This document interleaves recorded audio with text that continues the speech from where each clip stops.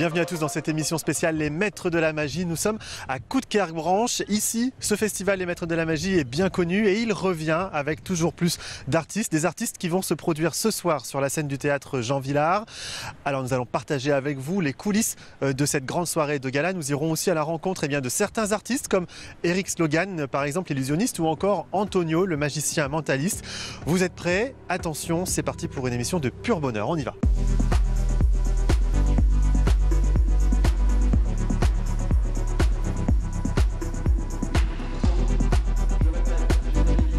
Nous sommes à quelques minutes de l'ouverture des portes ici de l'espace Jean Vilar à Coudekerque-Branche où va se dérouler ce soir cette grande soirée de gala, les Maîtres de la Magie. On va en parler durant toute cette émission. Vous allez découvrir les coulisses, on va rencontrer des artistes également. Mais avant ça, on va reposer un peu le cadre avec notre ami Philippe, l'un des organisateurs de ce beau festival. Ça va, Philippe? Bonjour, ça va bien et vous?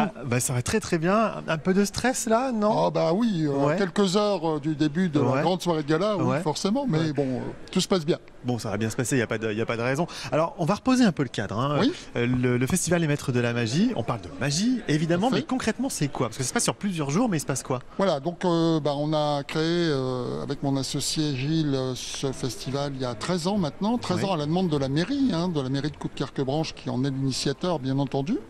Donc maintenant, 13e édition ce soir, et il se passe quoi? Il se passe 3 choses importantes dans le festival. La soirée qualificative pour les championnats de France qui a eu lieu hier, qui s'est déroulée.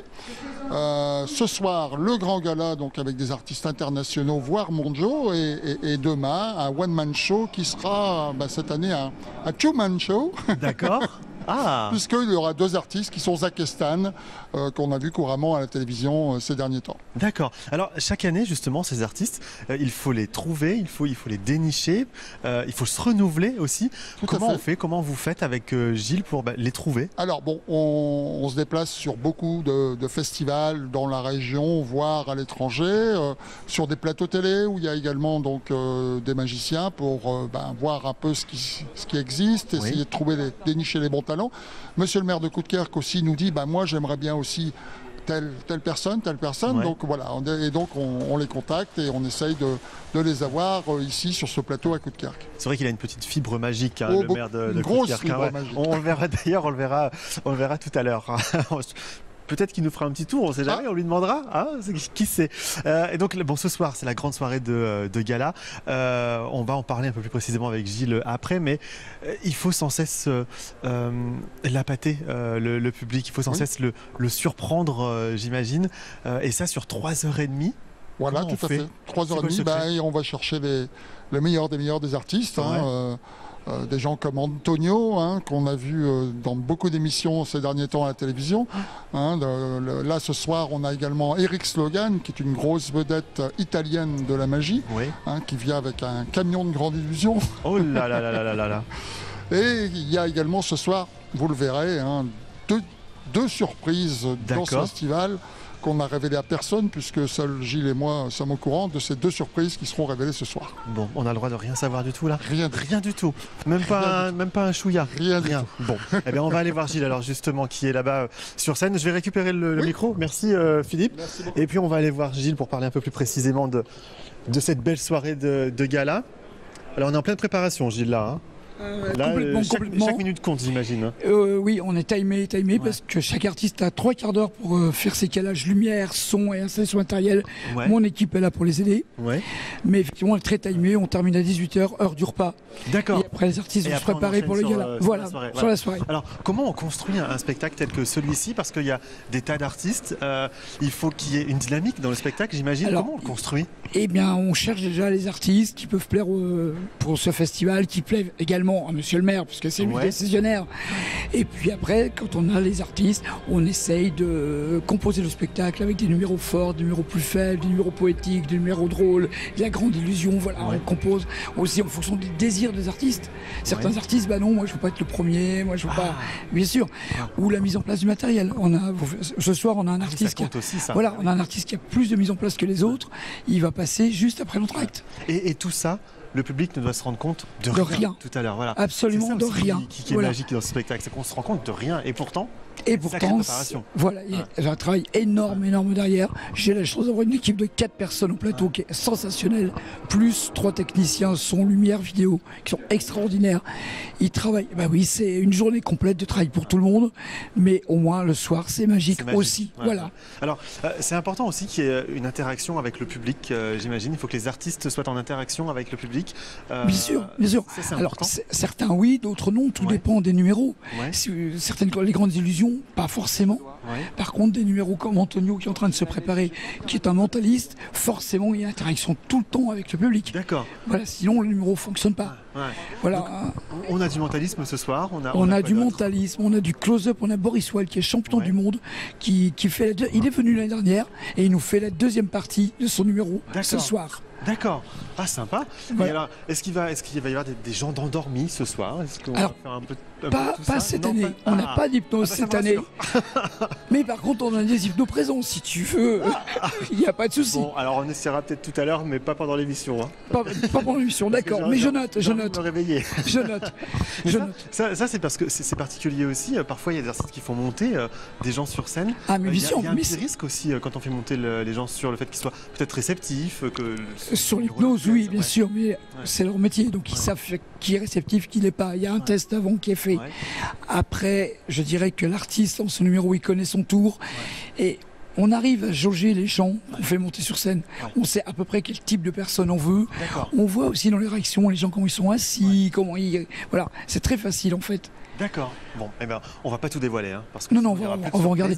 Merci beaucoup. Peut-être dire une petite chose importante, oui, c'est qu'on commence le gala toujours par les mêmes personnes, les enfants de Monsieur le Maire. Ah, qui vont. Et là, ça va être ce soir. Je dis rien. Grandiose. Grandiose. Bon, on a hâte d'être ce soir alors pour voir tout ça. Et quant à nous, on se retrouve dans un instant pour continuer à vous faire découvrir les coulisses de ce beau festival ici à Coup de Cœur-Branche.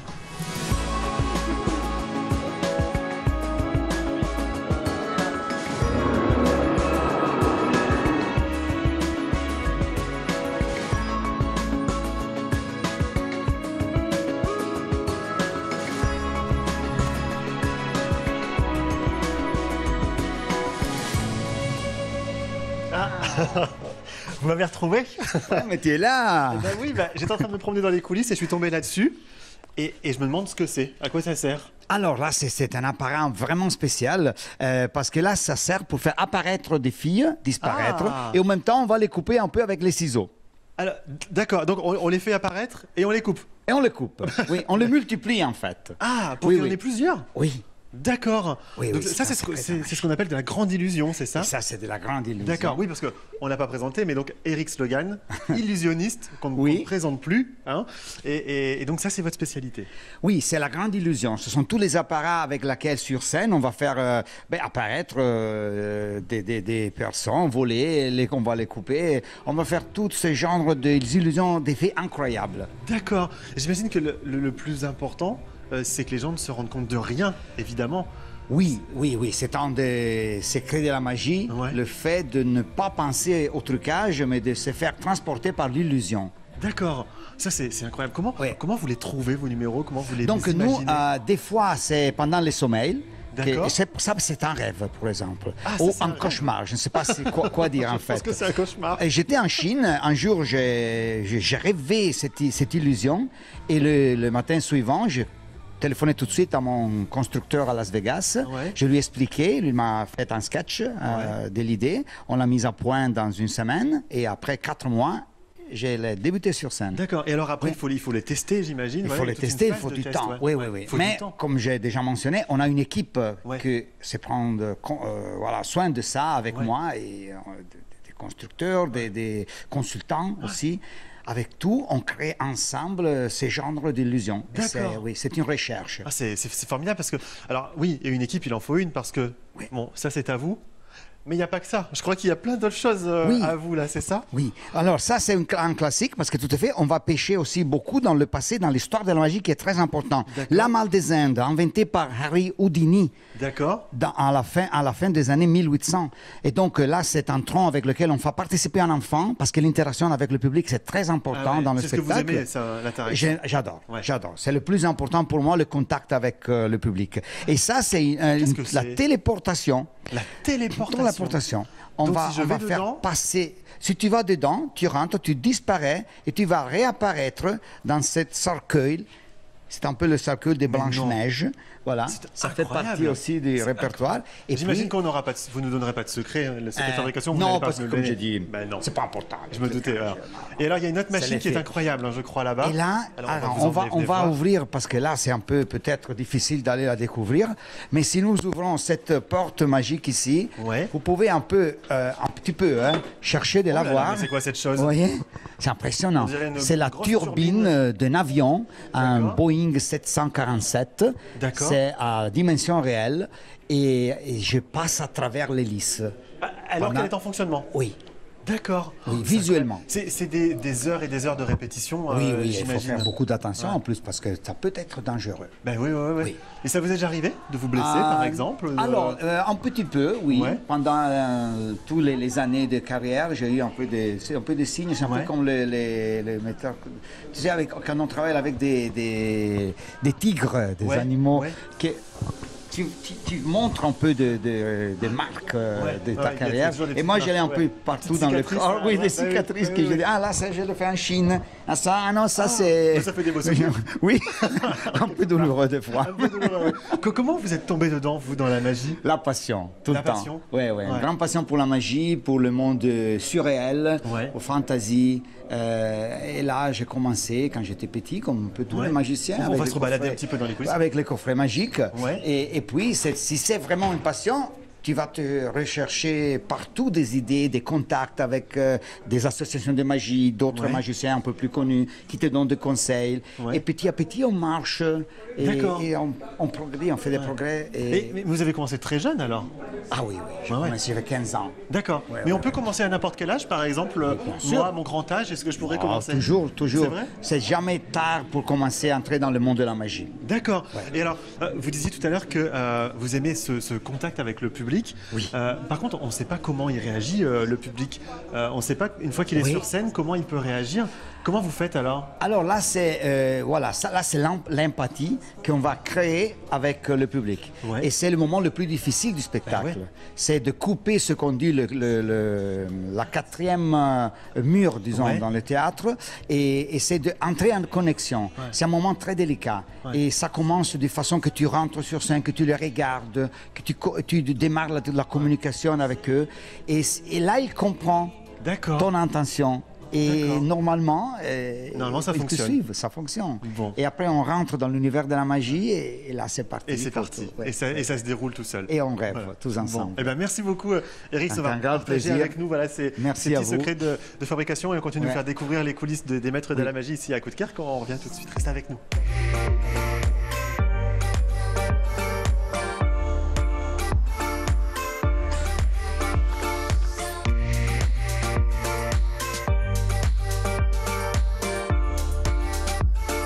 Qu'est-ce que tu aimes bien dans la magie? Faire des tours, disparaître. Prêt pour une bonne soirée? Parfaitement, oui. On aime la magie? Bah oui, si on est venu. On est un peu magicien? Pas du tout. Plein d'émotions, plein de... Qu'est-ce qu'on aime dans la magie? Le suspense. Cette part de surréalisme. Ouais, c'est ça. Les tours de magie avec les cartes aussi. Qu'il y a des trucs qui disparaissent, que ça bouge. La surprise, C'est qu'il va y en avoir ce soir? Je pense, Des gens qui disparaissent, des corps découpés? Je sais pas, on verra. On essaie de trouver, mais on n'arrive jamais à savoir le fin mot, donc... D'être émerveillé de la magie, retrouver mon âme d'enfant. Voilà. Tout ce qui est jeu de... Alors je vais... Voilà, c'est ça. C'est la première fois que l'on vient. Donc... Vous savez ce que c'est quand même? Découvrir un petit peu, oui, un petit peu. Mais on va découvrir. Chaque année, nous sommes présents au rendez-vous, donc une belle soirée en famille. Vous l'attendez cette soirée? Tout à fait, depuis longtemps, oui. Depuis longtemps, suite au confinement, ça fait du bien de ressortir, de revoir des gens et des sorties en famille.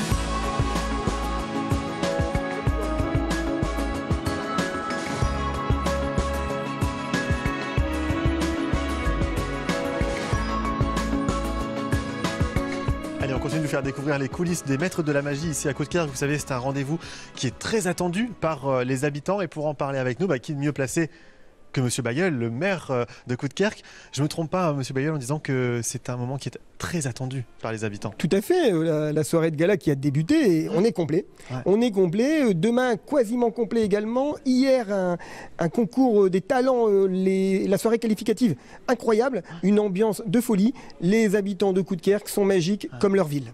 Qu'est-ce qui fait la force de ce festival ? Je crois que vous allez me répondre le maire, mais au-delà du maire. Alors le maire magicien peut-être. Non, la vraie force de ce festival, c'est le partage. Ouais. Tous les artistes sont très généreux. Sylvain Mirouf, qui est avec nous depuis mardi. Il n'a pas ménagé son temps avec les enfants dans la galerie commerciale de l'hypermarché avec son atelier magie. Hier, ils ont tout donné sur scène. C'est vraiment un moment très très agréable de partage et de communion tous ensemble. C'est ça qui fait le succès. Bien sûr qu'on peut avoir un ou deux artistes de renom, oui. On le verra peut-être tout à l'heure, oui. Mais c'est le partage. Ouais. Vous avez une sensibilité vers quel type de numéro? Par exemple, ce soir, vous allez être plus attentif sur quel numéro? Qu'est-ce que vous préférez? Je crois que je vais être plus attentif sur le premier numéro. Ah. Ce sont mes enfants. Ah. Non, mais moi j'aime beaucoup tout ce qui est mentalisme, spirit, hypnose, tout ce qui permet, avec très peu d'objets finalement, de surprendre et d'émerveiller les gens. Bien évidemment qu'une grande illusion, c'est toujours agréable à voir, mais on se dit, c'est une grande illusion, il y a peut-être un truc. Alors que quelqu'un qui vient avec rien sur scène et qui arrive à vous faire rêver, ce sont les plus belles histoires. Ce sont les plus belles histoires. D'ailleurs, vous continuez à vous former petit à petit, je crois, pour vous renouveler aussi, parce que c'est important aussi de se renouveler. 13e année, pas une année identique, toute différente et toujours le succès. On travaille beaucoup, on regarde beaucoup de vidéos, on va dans des congrès, on se déplace, on essaye de repérer les artistes de demain. Hier, il y avait quelques jeunes qui étaient des artistes de grand talent. Certains se produisent sur les scènes de grandes chaînes de télévision. Donc oui, on essaye de suivre la mouvance. Eh bien alors, on va se déplacer, tiens, en parlant de mouvance, on va aller faire un petit tour juste à l'étage en dessous, parce qu'on est attendu, je crois, là par quelqu'un qu'on connaît bien également, Antonio. Artiste incroyable, le seul artiste à avoir gagné le fameux concours Incroyable Talent, le seul magicien. Beaucoup ont participé, beaucoup se sont fait connaître, mais un seul a gagné ce concours incroyable et il est avec nous ce soir. C'est une chance pour Coudekerque Branche. Et il est au téléphone, évidemment. On parlait de moi. Oui, on parlait de vous. Est-ce que vous n'avez pas peur qu'il dise dans vos pensées, quand on est maire, il y a des choses qu'on doit garder, hein? Mais c'est plus grave, c'est qu'il l'a déjà fait. Ah, il l'a déjà fait. Comment ça? Ça s'est bien passé? Vous n'avez rien découvert de bizarre? Non, ça c'était bienveillant. C'était bienveillant. Non, rien de bizarre. Bon, parce que, alors, moi, c'est vrai, quand on m'a dit attention, tu vas faire l'interview d'Antonio, j'ai eu un peu peur quand même. Hein, parce que je me suis dit, j'ai peur qu'il découvre tout ce qu'il y a là-dedans. C'est possible? Pas tout, mais une certaine partie du cerveau, on pourrait, ouais. Tiens, pense à une personne. Ok, je pense. Ta maman. Exactement. Exactement. Et qui Marilyn, exactement. Non, mais oui. Non, sans déconner. Mais oui, sans déconner. Bon, c'était de la chance. Bah oui, bon, on la salue d'ailleurs, Marilyn. Marilyn, c'est vrai? Oui, c'est Marilyn. Trop fort. Voilà. Et elle vous adore. Vous avez dit 50 €, c'est ça? C'est comme ça qu'il faut être aussi sur scène. Hein. Il faut être spontané, il faut rigoler avec les gens, c'est important, c'est un moment de détente aussi. Alors moi, je pense que le rire, que l'on aille au théâtre, au cinéma, voir un spectacle, le rire, primordial. C'est-à-dire que si mon spectacle marche du début à la fin et que les gens ne rigolent pas, pour moi c'est un échec. Il faut vraiment que les gens rient. Et d'ailleurs ce soir, j'ai préparé un tour plutôt rigolo, où il y a pas mal de gags, de rebondissements, et à la fin l'effet est quand même intéressant, parce qu'on est quand même des magiciens, on n'est pas des comiques. Mais je pense que le rire, surtout de nos jours, on a envie de se marrer, on a envie de rigoler, on a envie de sortir. Et c'est pour ça que c'est génial d'avoir un festival comme ça ici, c'est que les gens, pendant 2 heures de festival, oublient leurs problèmes du quotidien, éteignent la télé et puis on s'évade, quoi. De toute façon, c'est le frisbee qui t'a choisi. Donc dans ces cas-là, on n'est pas complice. Maxime, nous on n'est pas complice, on ne se connaît pas. Parce que c'est le frisbee aussi qui t'a choisi. N'est-ce pas? Et t'es ravi d'être sur scène avec moi? Tout à fait. Eh ben ça se voit pas, tu vois. Ça se voit pas. Je sais. Merci Maxime de m'aider, c'est adorable. On parlait de se renouveler avec Monsieur le maire il y a quelques secondes. C'est important pour un artiste de se renouveler, pour plaire, pour montrer de nouvelles choses. Mais quand on fait du mentalisme, c'est nos limites. On peut aller loin. Bien sûr. Oui, avec le mentalisme, on peut vraiment aller au bout du monde. Hein. Il y a tellement d'effets, il y a tellement de choses qui existent. Après, il faut réfléchir aux effets, comment les construire. Moi, pour la télé, je suis toujours obligé de faire quelque chose de nouveau. Donc c'est une gymnastique. Ça fait quoi maintenant 5 ans que je suis à la télé. tous les mois, voire les semaines, et des fois eh ben, on tente un truc, on ne sait pas si ça va marcher parce qu'on l'a jamais présenté à un public. C'est pas simple, mais non, c'est nos limites. Tour de cartes, c'est pareil, on peut aller au bout du monde. Enfin, c'est ça qui est génial dans la magie. Il y a toujours quand même un peu de stress avant de monter, même avec autant d'expérience. Il y a toujours un peu de stress, l'un comme l'autre d'ailleurs. Hein. Évidemment, que ce soit en tant qu'élu ou en tant qu'artiste, puisque je m'y connais un tout petit peu également, bien sûr. Et s'il ne l'avait plus, ça serait le sel de la vie et le sel du spectacle qui ne serait plus là, bien évidemment, Antonio, bien évidemment. Et quand on est avec les gens, qu'on travaille, enfin qu'on s'amuse avec les gens, on ne peut pas savoir comment ils vont réagir, ce qu'ils vont penser, ce qu'ils vont dire. Il faut composer avec ça aussi, c'est une sacrée gymnastique. Pendant le spectacle, tu veux dire? Ouais, c'est vrai que pendant le spectacle, nous on a des effets des fois qu'on teste. Les gens vont adorer et nous on va se dire oh ça va être moyen, je vais le tester mais les gens vont adorer, et des fois le contraire, on va inventer un tour, pour nous ça va être super nous magiciens, et quand on le présente ça va pas être le même retour. Oui. Donc on n'a pas le même regard qu'avec le public. C'est ça qui est étonnant. Et c'est ça qui est bien justement aussi, parce que ça veut dire que chaque spectacle est différent finalement. Chaque spectacle est différent et c'est ça qui est sympa, c'est qu'on peut inventer tous les mois, tous les ans, des nouvelles techniques, des nouveaux tours et impressionner les gens, regarder les étoiles dans les yeux. C'est super, c'est le plus beau métier du monde. Ah, il paraît. Alors c'est le nôtre aussi. Ah, exactement. Alors, mais j'ai quand même, avant de nous quitter, j'ai quand même envie d'apprendre une petite chose. Comment on fait pour lire dans l'esprit des gens? Moi j'aimerais pouvoir lire dans l'esprit de plein de gens d'ailleurs. Comment on fait? Il y a un petit secret? Comment j'ai trouvé le prénom de ta maman, c'est ça? Oui. Non mais en fait on lit pas dans l'esprit des gens, il y a beaucoup de psychologie, il y a beaucoup de comportements corporels, forcément tu allais penser à ta maman, une personne qui t'est chère, tout ça, pense à quelqu'un, mais c'est pas une science exacte et on lit pas dans les esprits des gens, on utilise des techniques de magiciens, des techniques de psychologie, mais ça n'existe pas. Mais sur scène on a vraiment l'impression parce que tu verras ce soir, hein, je vais deviner des trucs, mais en fait on a des subterfuges. Ah, bon, bah alors on va pas tout savoir parce qu'il faut garder une part de mystère. Merci beaucoup de nous avoir accordé quelques minutes et puis restez avec nous. On continue de vous faire découvrir cette belle soirée de gala ici à Coudekerque. À tout de suite. Ah, monsieur, levez-vous s'il vous plaît, cher monsieur. Et votre prénom à vous? Oh, ah non, restez là. Calme-toi, Benoît, calme-toi. C'est pas la fête, Benoît, c'est pas la fête. Maxime est avec moi ici. Benoît, après on va essayer de retrouver sa personnalité. Benoît, quelle est votre célébrité que vous préférez, vous? De Funès. Moi aussi j'aime bien. Benoît, on s'est jamais rencontrés, nous. On se connaît pas. Peut-être que vous m'avez déjà vu à la télé. Peut-être. Mais non. Ça fait plaisir. Vous vous souvenez que j'ai écrit quelque chose dans cette ardoise?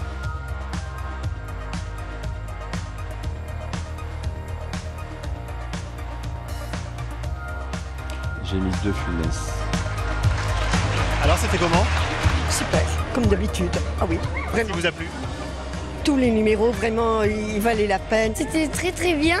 Génial, magnifique. Toujours aussi impressionnant, ouais. Superbe soirée et tout. Ah oui, on passe une belle soirée. On est venu pour le petit, mais au final, ça plaît aussi aux grands. Ouais. La magie, c'est sympa. Très gai, très dynamique. Qu'est-ce qui vous plaît le plus? Tout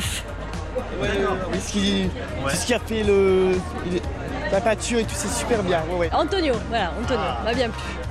Il était très drôle. Voilà. La manipulation, moi j'ai trouvé ça extraordinaire. Un Sylvain Mirouf extra. Excellent. Première fois que je viens, c'est magnifique. De surprise en surprise, un renouveau permanent. Top. Ouais. Vraiment super. Des magiciens qui nous réveillent notre âme d'enfant et qui nous donnent de l'émotion, qui nous réveillent beaucoup de choses en nous, quoi. Voilà. Franchement, on s'est bien marré. Voilà, merci. Merci beaucoup. Cette émission touche à sa fin. Merci de nous avoir suivis. J'espère que vous avez pris beaucoup de plaisir à partager avec nous ces moments. Les Maîtres de la Magie 2022, c'est terminé. On vous donne déjà rendez-vous en 2023. Merci de nous avoir suivis. À très vite.